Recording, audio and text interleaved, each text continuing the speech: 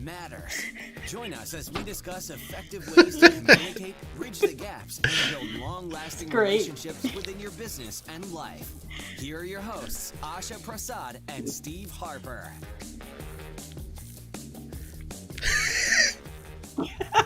Oh, this is great, Steve. Awesome. Hey, how's it going, Asha?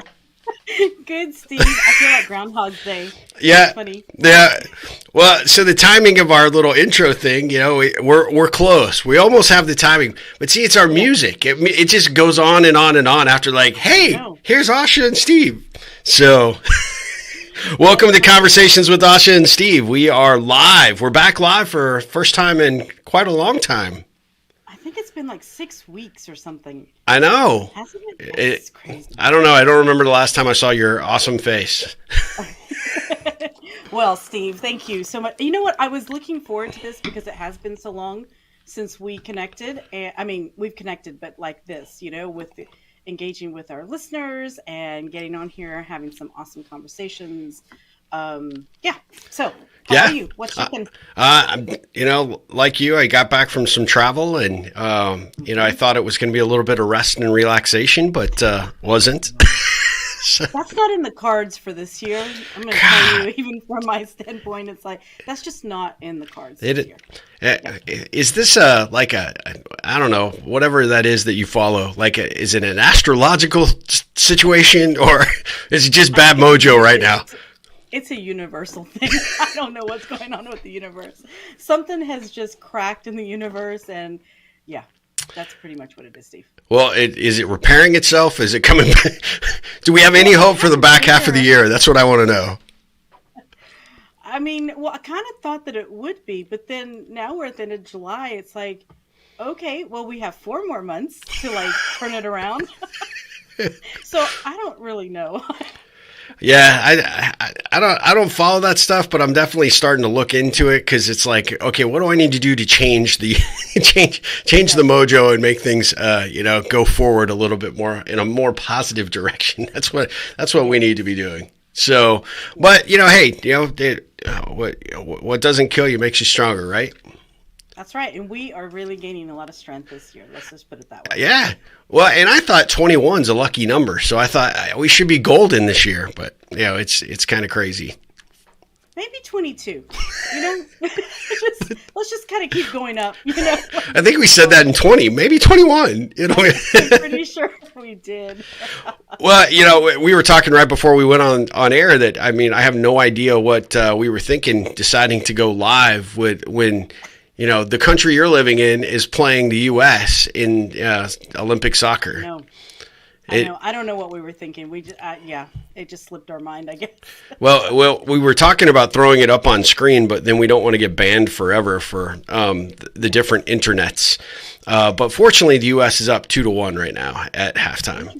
So, yeah, we'll see if they got scored on early. So, of course, you probably have loyalty to both teams, right? You know what, Steve? I may live here, but I'm still USA. Yeah, USA, USA. That's just the way it is. It just is. When it comes down to that, yeah. Soccer, yeah. Exactly. If I live there and then, ultimately, like the men's program, I might have to go with, the Dutch. Yes. That's a totally different match that takes place. Yes, I agree. Although the men won their semifinal for the Gold Cup last night, so that's good. Awesome. So yeah, awesome. It's a tournament nobody cares about, and we have like the B squad, and but they played it in Austin, which was kind of cool. Yeah, the new stadium. That's cool. I didn't know that. Yeah. Okay.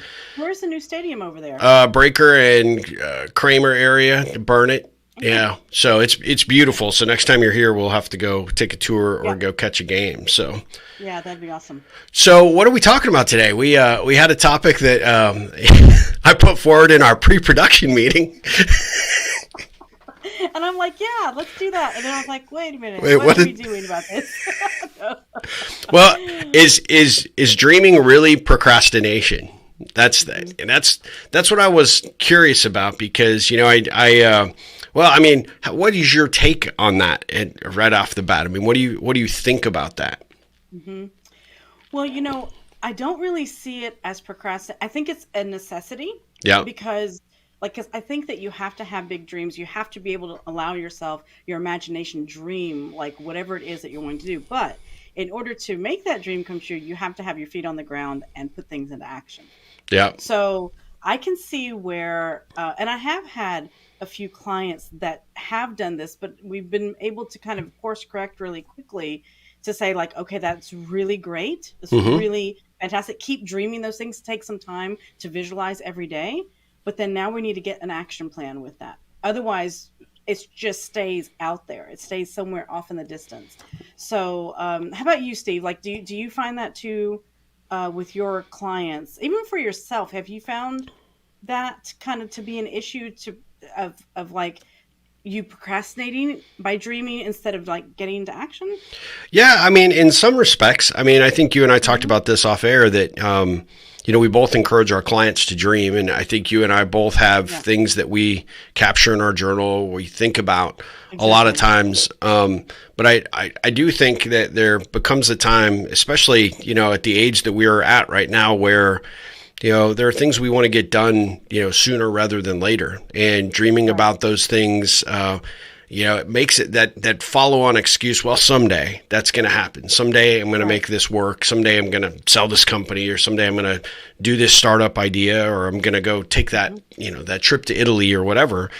And I think that there are pie in the sky dreams that you kind of can put out there for your own consumption, or maybe for the consumption of others, and that's fine. Mm-hmm. They may hear what you have to say and listen, and you may think it's going to happen, but in your heart of hearts, you're probably not going to Mm-hmm. do it.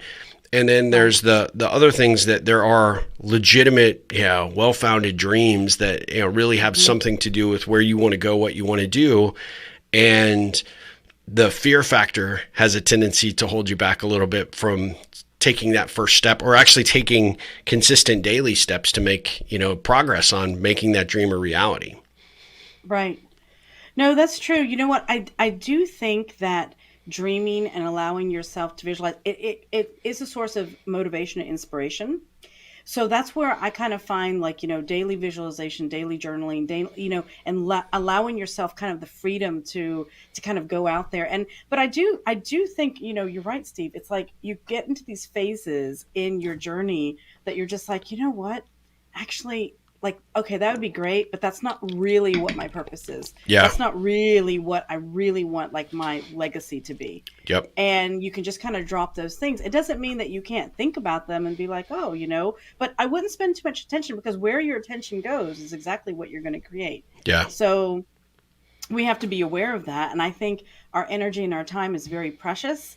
It's very, very precious. And you start to realize that more and more, and especially like in today's climate with just all sorts of just havoc and chaos. I mean, it's always been that way, but I Yeah. kind of find like it's happening very quickly now. Yeah. Like on a daily basis, we're faced with something else that's happening that's just like, throwing a wrench into the way that the world is working. And I think you start to realize, okay, my time is precious. What do Yeah. I want to do with these 24 hours?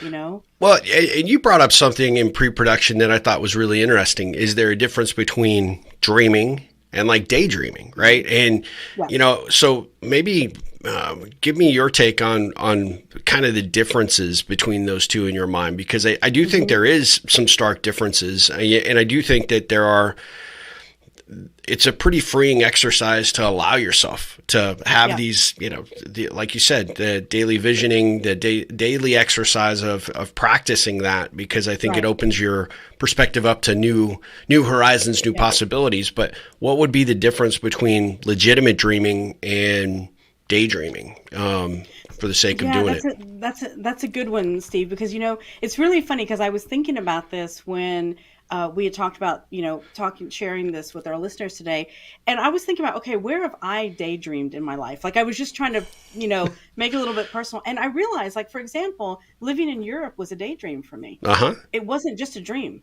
because I used to literally, whenever I used to go for hiking or go for walks or just sit there, with my cup of coffee, I would allow myself to visualize and just like daydream about being in Europe, living, walking around in the streets of these old cobblestones. And I mean, like, I literally would allow myself, and I could viscerally feel it in my body. Wow. And so what happens is with that, though, is that on a physiological, because I'm that nerdy person that's going to talk about that always. Always. That'll never go away. Richard Branson's rocket. Sorry, never mind. Yeah. No. But I mean, it's one of those things that on a physiological, neurological standpoint, you're building the circuitry in your brain in order to manifest that in your life easier. So for example, whenever you achieve that or you attain that, it's going to feel very familiar to you because you've rehearsed it. It's just like whenever you go to a championship, right? How many times have you practiced and you've practiced and practiced. Whenever you get out there, yes, you're nervous. Yeah. But you've done it so many times that you can just, you're there, you feel it. And whenever you win that championship, you're just like, I mean, of course it's exhilarating, but that's a daydream. That's what I consider like a visualization or a daydream. Yeah. But like a dream, like I want to have, a gazillion dollars, or I want to be a certain famous, I don't know, whatever it is, like a certain position in life. That I consider a dream. You know what I mean? Like, it's just so far out there, unless you're doing things to get yourself there, unless you're actually putting into action. I mean, you're not, do you get what I mean? I mean, it's a very, very, very subtle distinction, but it's a very important distinction. Well, and you're kind of completely opening my eyes and my mindset into daydreaming in just the way that you explain it, and sort of that daydreaming is an actual daily exercise of putting yourself in the flow of whatever that idea or whatever that dream is, exactly. As opposed to, like you said, a dream being more kind of unbounded, sort of, right. No definitive timelines, no definitive actions for making it happen. The daydreaming thing, especially as it ties to you leaving the U.S. to go to Europe, I think is a really interesting, approach, because you were putting yourself in the motion of doing it. Even maybe if it's not, hey, physically doing something that day, exactly. To, maybe, learn the new language or, figure out where you might live or whatever.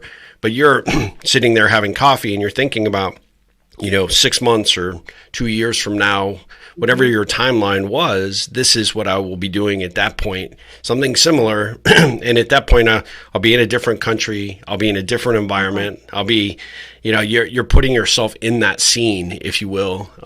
Exactly. Which I think does create and bring action to the table in some capacity, because it becomes more and more real to you, as opposed to something out there that's just kind of out there on the peripheral. Exactly. That's absolutely true. I mean, what, Steve, it's one of those things that, because whenever you can get as many of your senses involved in a visualization practice, the more likely you are to actually create that in your life. Yep. Yeah. Because you're going to get inspired. You're going to get motivated to get into action and be like, okay, what can I do today to get myself closer to that? Well, so scoring update really quickly. The Dutch have just even the score 2-2. 54 minutes in.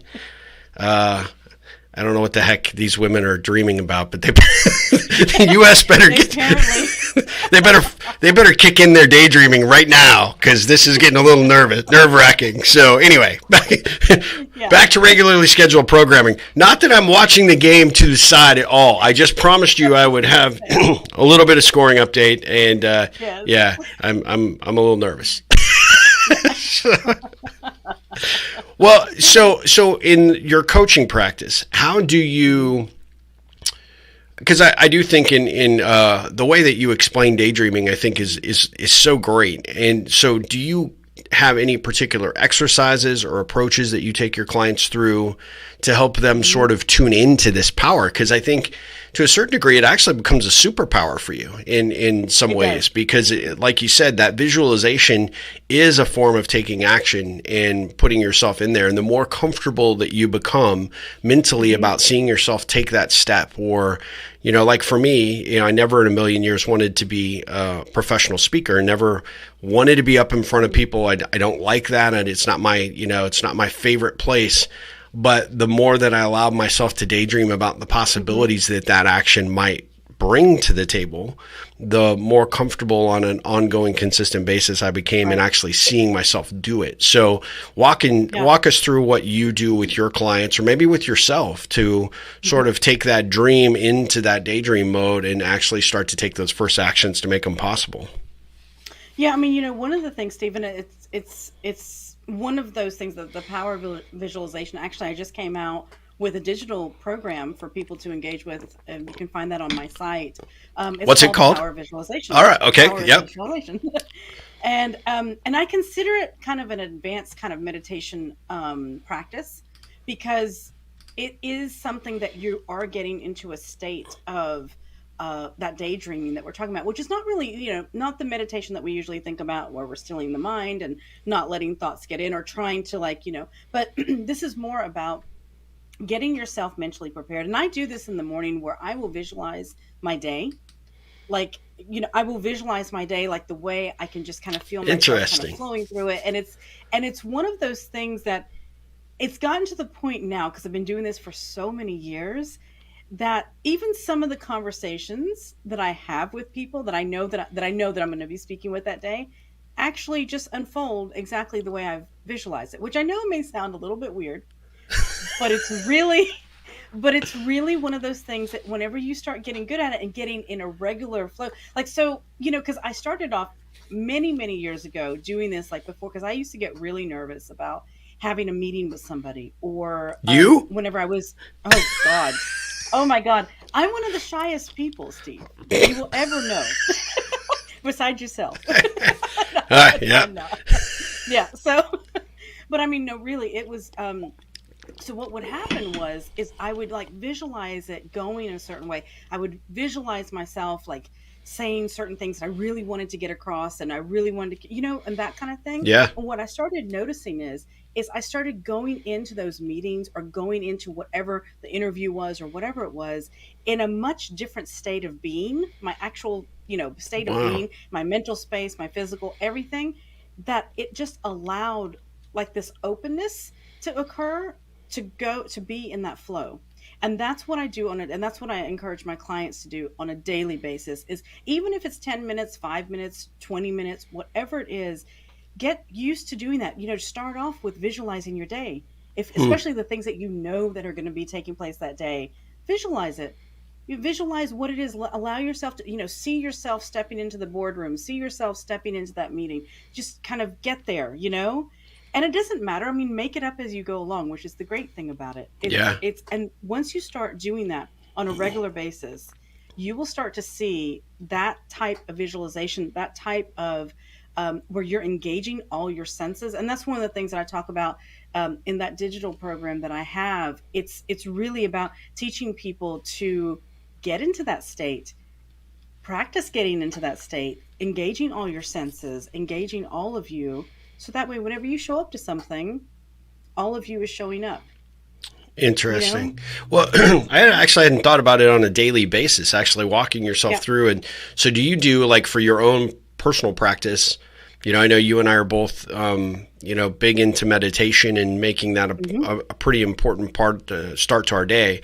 So do you meditate and then visualize your day? Do you visualize your day, then meditate, or, what's the sequence? Yeah. I usually visualize before I meditate, because that visualization for me, that has worked. I mean, you can do it the other way around, but I do it in that sequence because, it's kind of like I've already painted the picture in my mind. And now I just want to still the mind and get calm. So it's, you know what I mean? And then kind of let it go. In a way, it's like, okay, just let it go. Let happen whatever needs to happen. So that way I don't get in my own way. Does that make sense? It does. So you visualize how it's going to happen, and then you let it go. And basically it's as if you planted the seed, but then now mentally you're resetting and preparing for the day ahead. And like you said, in most cases, more often than not, those conversations or those meetings or your day, unfolds the way that you think it would be. And so, so it kind of goes back to the title that I proposed or the question I proposed for, this entire episode, which was, is it procrastination? Because I think a lot of people out there might think that, well, if you're just I mean, you're just sitting out there and you're just looking out into space, and you're, looking out into the window. Yeah. You're not working and you're not doing anything, and you're just, letting your mind wander. The typical sense would be to, view that as you're procrastinating, not responding to those emails, or you're not taking legitimate action to go forward, whether it be on this big dream that you had or, just your work. Right. And so this tendency to be so fast paced and so action oriented, and so got to be doing, one thing after another, stacking our day in that regard, I think has cultured us, right, to feel like, well, that's wasting time, and that's not a legitimate use of your efforts. And what I hear from you is that that's quite the quite the opposite. In fact, it's going to make every interaction and every thing that unfolds in the day ahead probably far more likely to go your way. At least more positive, chance it'll go your way, because you're already seeing how it unfolds and what it does and how it needs to work. I mean, if you think about just your day in general, right? You've got meetings, you have patients or clients that you're working with, or you have these high tense conversations that are coming up, and for you to think about those things ahead of time, to sort of game plan it and have it already sort of the scenario sort of unfold in your mind. You're far more prepared. You're far more likely to communicate. You're far more likely to listen and be present in those conversations, whether they're high tense or not. So, I mean, it's a really brilliant way to look at it. And I guess I probably had no idea that you did that, so, and you, if I was a betting man, I would have thought you would have done it in reverse. You quieted the mind first, then you would have visualized, but I totally see the logic in doing it now, the opposite way, or maybe not the opposite way, the way you do it, right? Right.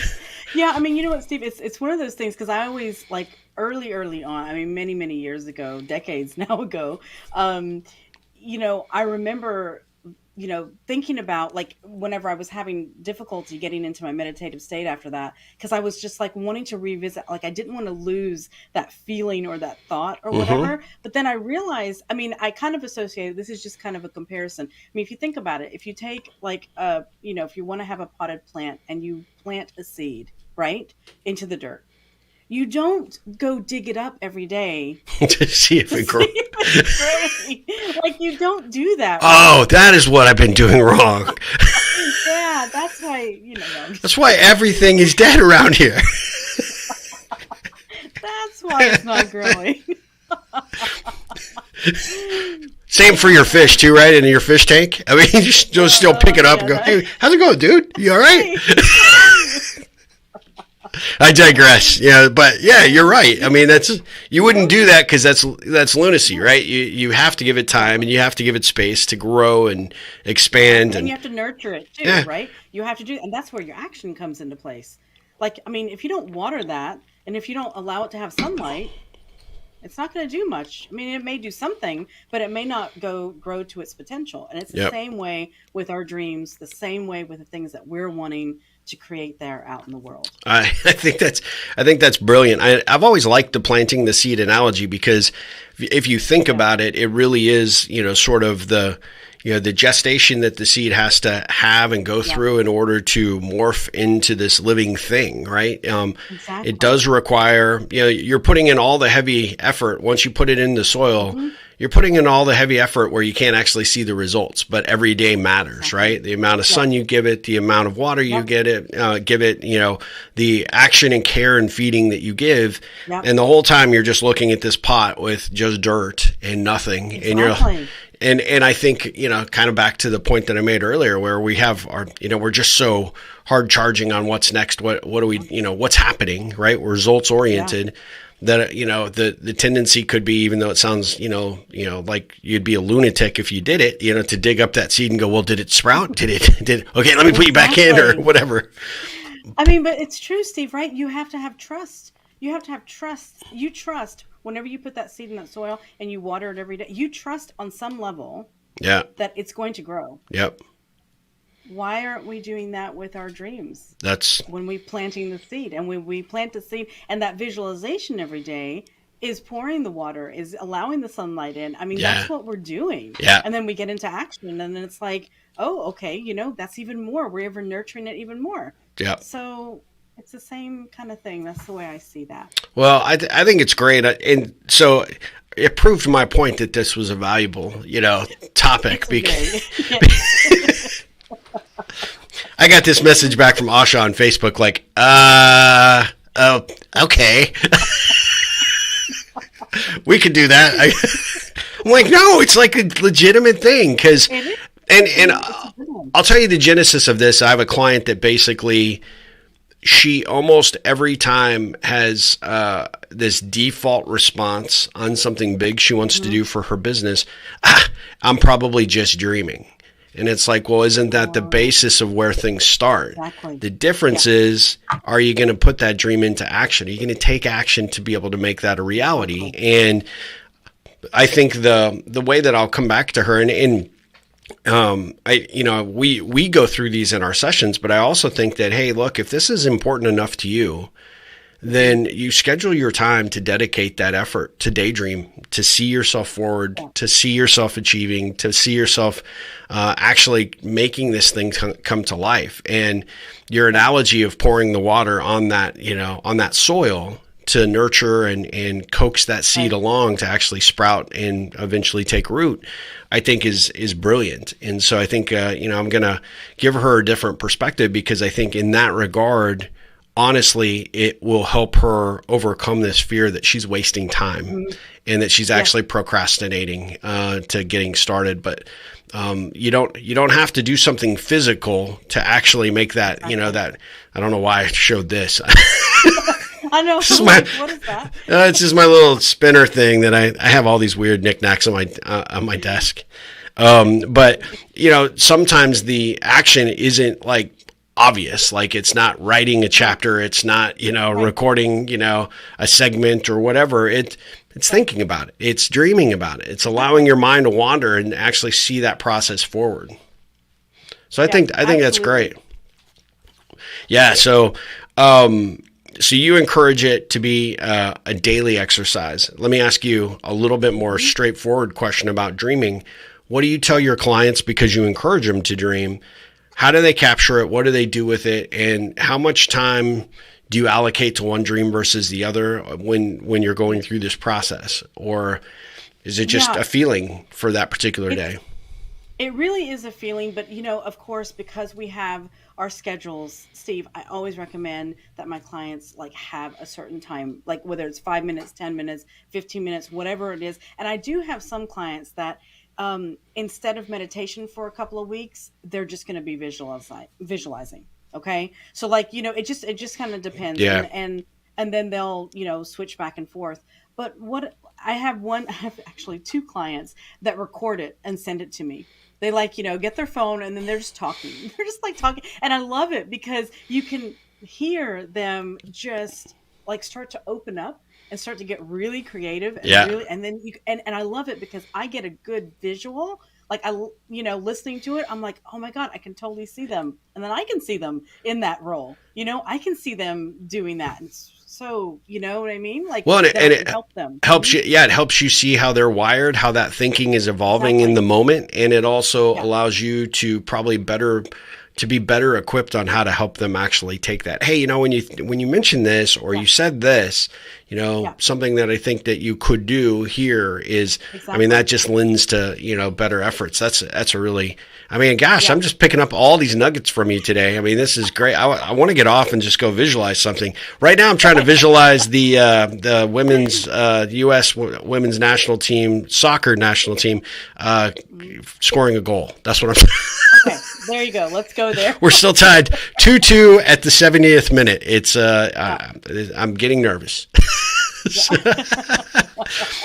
Well, so last thing I would ask you about this is, do you capture? I know you said a visualization, and do you capture this in your journal? You and I both know a number of people that. Our friend Ruth, our friend Maria that do vision boards. Is that part of that process? Do you encourage that? Is that something that, okay.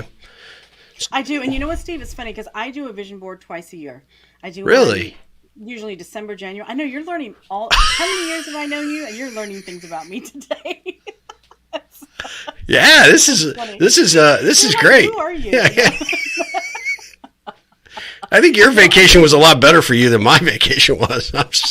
Oh no, trust me. You've been a closed book up to this point. Now I'm just like, oh man, she's. I'm just like, forget it. Yeah. I'm just gonna tell you everything. Twice a year, really. So is that kind of your own workshop for the mind that you do when you would go through that practice? Yeah, and I mean, I love it. I love it because it's just, I don't know, it's just fun to do it because, and you can do it in different ways, of course, but I like to get pictures and images and phrases and cut out all sorts of things and put it on a big poster board. And just like, it's a creative day for me, or a creative couple of hours actually that I do it. And it's great. I mean, I do it twice a year. Some people just do it once a year at the beginning of the year or at the end of the previous year, just to kind of visualize, what they want to be focusing on. And I do encourage that. You can also capture it in your journal. You can also write about it. You can you don't have to, some people speak it out. Some people like it visually to be able to see. Some people like to see it in words. Whatever it is, it doesn't matter. The important thing is that you are present in that moment and that you are allowing yourself to get creative and to really expand it. It's kind of like a brain exercise, expand that vision and really get out of the boxes that society puts upon us is really, really important. Well, I like that. Well, and the most powerful muscle you have in your body is your brain, right? And if you're not exercising it regularly, it's just like trying to do a better push-up or a better setup, or if you don't put in the effort, you won't make any gains, if you will. So exactly. I mean, I think that's brilliant. What's the purpose of twice a year versus once a month or quarterly? Or I don't know. For me, for me, that's what has worked. Like because I've noticed. I don't know if you've noticed this too, Steve. Like around June, July, around this time of year, I kind of already start feeling like kind of a pull into the new year, which I know we're not done with this year yet, okay? But I kind of start, in my mind, I start kind of thinking, I mean, this year especially, because I'm just like, let's go. Push the fast forward button. Let's hit. I know. It's like, oh my God, let's change the tune of this. But I mean, but so for me, that's one of the reasons why I've done twice a year, is because of that. Like all of a sudden I start kind of thinking differently and start, like seeing different things. And sure. I kind of think, okay, well, now's a good time to do that. Have you ever done a vision board, Steve? No. Oh my goodness. I mean, I had to go to a coaching thing one time that they made us do like cutouts and stuff. And I'm like, did you enjoy it? No. You're like, this is a waste of time. But I didn't like the instructor either, so it was kind of like, that's not helpful. It was kind of a snooze fest. And they were like, you just have to do it. This is what. And it's like, no, I just. Okay, there's a picture of some dude surfing. Okay, I'll put that on my. I want to be a surfer. No, I hate sharks. I'm not going into. I mean, there are three things in life that I have certainty on. I don't want to get eaten by a shark. I don't want to get bit by any kind of poisonous snake, and I'm not going up in a rocket with you and Richard Branson.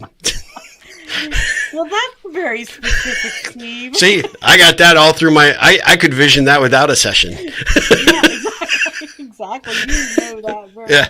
Yeah. That's hilarious. But yeah, I mean, in all honesty, I do think to a certain degree, actually, our friend Maria Gatling is she's had encouraged me to create a vision journal at one point, and I went back actually recently because I found it under a stack of books because I stopped doing it regularly. Right. She kind of does it as an ongoing habit, right? So she spends a day and she just allows her mind to kind of creatively flow, and that's where she gets inspiration for the art she does or the ideas that she wants to work on, and so I think that there's I have seen the value of it. There's I don't want to certainly diminish it in any way because I see the power in it. But I actually went back and I looked at this thing, and I'd only done probably 20 pages. But I'm like, there's some good stuff in there, and you remember kind of the connection to the idea, the things that you put, and with her it was whether it be a picture or she's really into this sort of blackout poetry where you take a page of anybody's book and you black out and you kind of make a way for you to either tell a story and or say a poem or a phrase. And I do enjoy that. And I looked at several that I had done. I'm like, that's pretty good. So I could see that as a part of a practice that sort of helps you do that, kind of mental reset, twice a year, like you're doing, which helps you sort of kind of, in using a computer term, right? Clear the cache and start fast, and get your operating system upgraded, get your mind right and focused. And then I think but the thing I'm really intrigued with that I think I will begin to add to my practice is this process of really visualizing my day a bit more proactively, and then doing the meditation, which I think I think it's a brilliant process that you've put forward today. So thank you for that. Steve, you're welcome. I'm curious to hear how it goes for you. Well, don't ask me on camera because I'm not going to tell you. No. We'll talk about it off air. We'll talk about it off air. I'm just kidding. Well, when you talk about visualization, the one thing I do have to tell you, it's I actually had told this because I'm doing a couple of different podcasts now, and I've loved this process, but I give you ultimate credit for this and really a lot of my professional speaking because I guess in a way I was visualizing the outcome and the power of, doing what we do. And so when we first started doing the podcast 3+ years ago, right, it was like, I was nervous. I didn't know if I was going to have enough to say. I mean, you're brilliant. I'm like, just kind of a regular mope. And, so it's like, I didn't know if that would actually come to fruition. But then when I had another friend approach me about doing another joint one, and, I view her, like you, just absolutely brilliant. But because of you, and because you helped me visualize where we were going to go with the show, what we're going to do with it, I have, it gave me complete confidence to dive in with both feet, back then, and then also on the new things that are happening now. And, you challenged those assumptions last year during the pandemic when you're like, hey, we should put this on camera. We'll put these in video or do live stream, like, but it was kind of funny because I, at the time, like, well, allow myself to sort of daydream what that could be like and what it would feel like.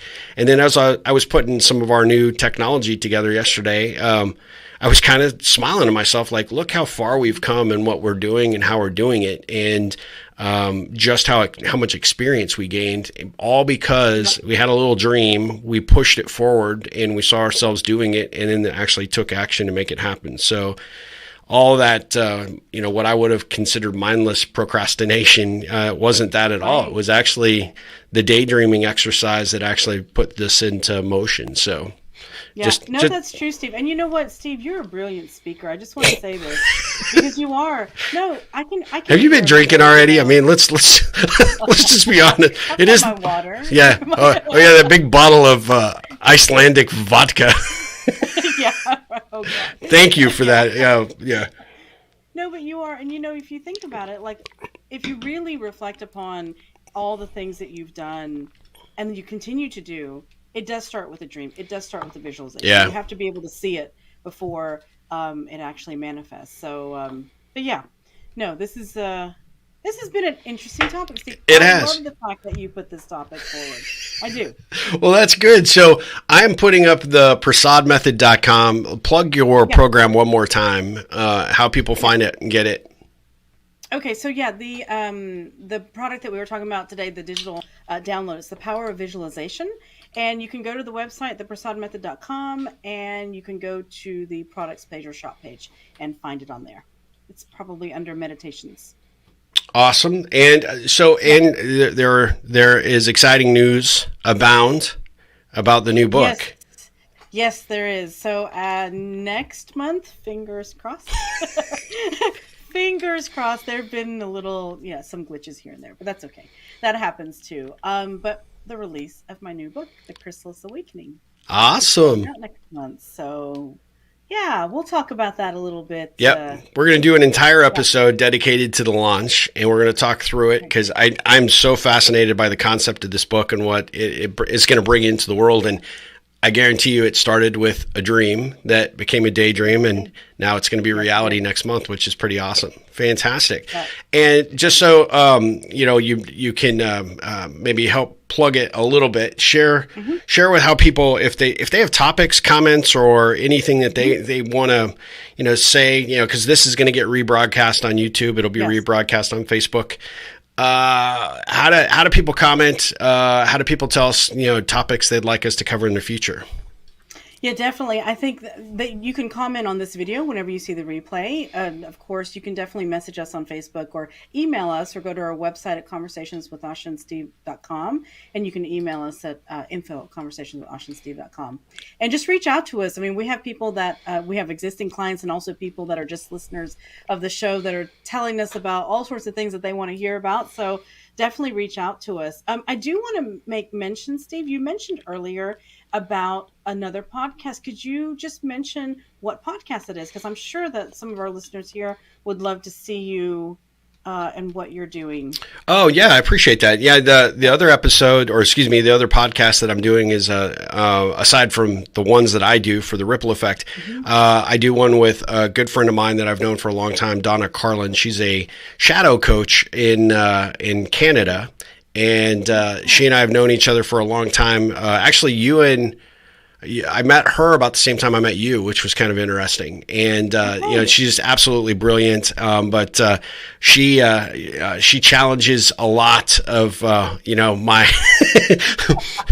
my self-confidence and assumptions. She pushes me pretty hard on some topics, and we just have a good time. They're very short episodes, but they're really designed to be kind of similar, in genre, in terms of questions that get you thinking, that you might take out there into the world, that you can sort of take these topics and have a deeper conversation with your team at work, or with your folks that are important to you, like your family, your friends, your professional network. So it's been a lot of fun. We're getting some good momentum off of it, and Inquiring Minds with Donna Carlin, that's Karlin, and Steve Harper. So thanks for pushing that. Sure. And of course, plug your personal podcast as well, because I mean you're I have to say, you have to sign up at the Prasad Method, because Asha sends out these amazing weekly mindful motivations, right? I mean that's what they are. And so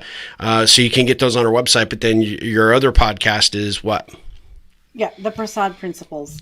And that's just me jabbering away about different topics just to help inspire and motivate. I mean, a lot of times, people send me also topics to talk about, but I talk more about personal growth, professional growth, and wellness, and that kind of thing. So yeah, definitely join me on there. You do a brilliant job. It's amazing. I love it. So, well, everyone, this has been a really great episode. We appreciate you joining. If you were on the live stream, I don't know if I didn't see comments coming through, or if you're, so I apologize if you added some comments. We have a few things we tweaked on our technology, so my views are a little bit different. So I'm going to have to figure this out, but that's part of part of the fun of this.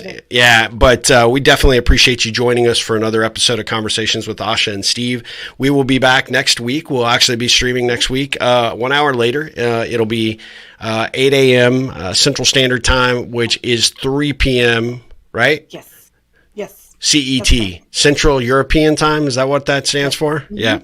It always seems weird when I put that set. So yeah. We're set at 3 p.m. European time, so please join us next week for another exciting conversation with Dr. Asha and myself. So we appreciate it. And until next time, Asha, you take care and have a great weekend. All right, you too. Thanks.